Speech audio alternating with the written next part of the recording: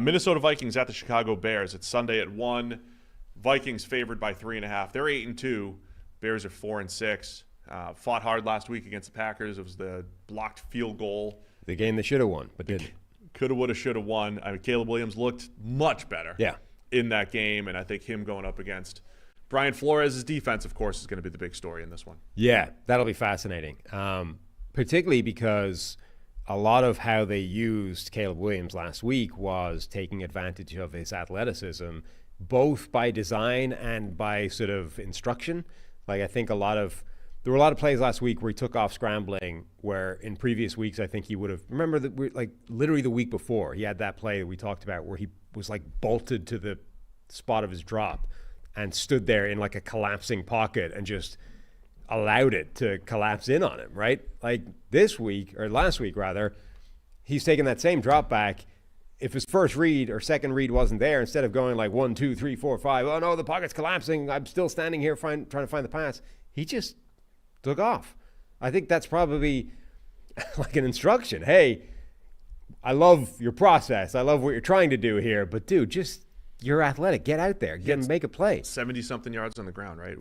Was the final couple designed, as you mentioned. But yeah, it looked more natural from Caleb Williams last week. Yeah, and this is it was less robotic, and mechanical. But I think it wasn't an instinctive thing. It was very much. I mean, it was, because by its nature, scrambling is fairly instinctive. But it was like clearly that was an emphasis coaching wise, right? Of hey, don't just stand there don't just stand there and let it get to you. You're way too athletic for that. Get out.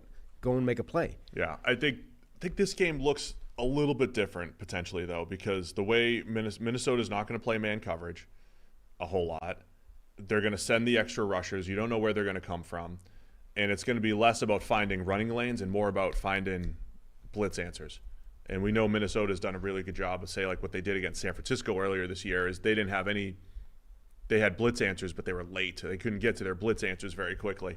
That's what the Bears need. So I think this needs to be a quick processing game for Caleb Williams. I took his passing game projection just because passing yard total-wise, the Vikings are giving up the 5th most passing yards per game in the NFL this year, in part because you're always winning. Teams are playing catch-up against them, and they have done a good job stopping the run. That's the other piece about Chicago's offense. Again, they only put up, 19 points last week. Could have been 22 if they kicked a field goal.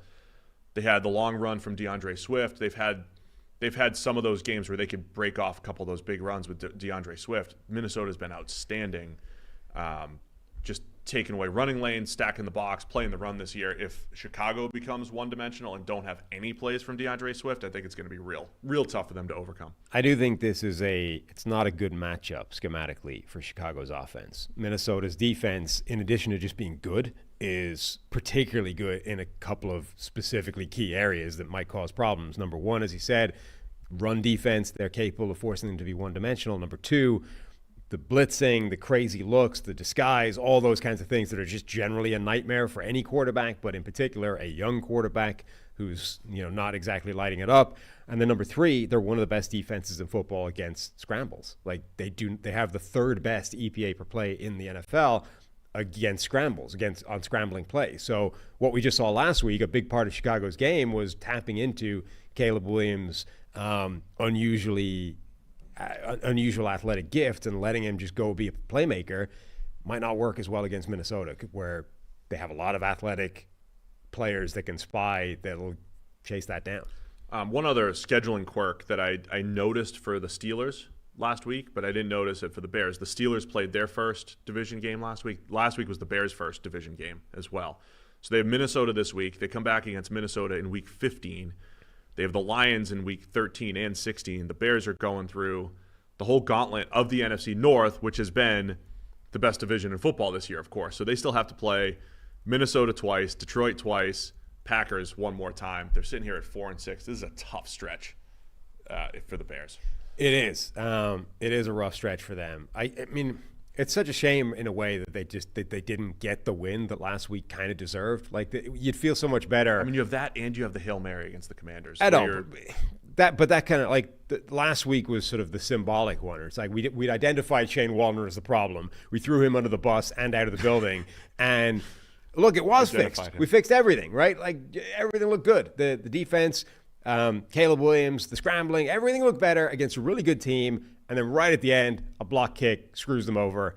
And apparently a block kick. I didn't notice this at the time, but they were complaining fairly vociferously that they kind of cheated, right? They basically grabbed the center to get that block, right? It wasn't a particularly tricky, unique play, but it was like, that maybe should have been called a flag.